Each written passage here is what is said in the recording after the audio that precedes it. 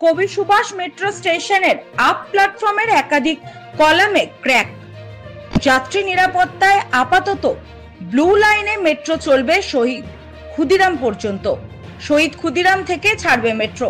কলকাতায় প্রবল বর্ষণে কবি সুভাষ মেট্রো স্টেশনের আপ প্ল্যাটফর্মে এই ক্র্যাক দেখা গিয়েছে বলেই মেট্রো কর্তৃপক্ষ বিজ্ঞপ্তি দিয়ে জানিয়েছে।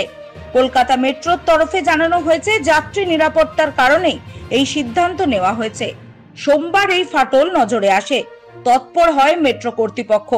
কবি সুভাষগামী মেট্রো শহীদ ক্ষুদিরাম পৌঁছে যাত্রীদের নামিয়ে দেয়। খালি রেক কবি সুভাষ থেকে ঘুরে আসছে। দক্ষিণেশ্বর থেকে শহীদ ক্ষুদিরাম পর্যন্ত আপ ও ডাউন উভয় লাইনেই পরিষেবা চলছে। সোমবার সন্ধ্যে নাগাদ বিজ্ঞপ্তি জারি করে মেট্রো কর্তৃপক্ষ। জানিয়ে দেওয়া হয়, আপ প্ল্যাটফর্মে একাধিক কলাম বা পিলারে ফাটল দেখা গিয়েছে।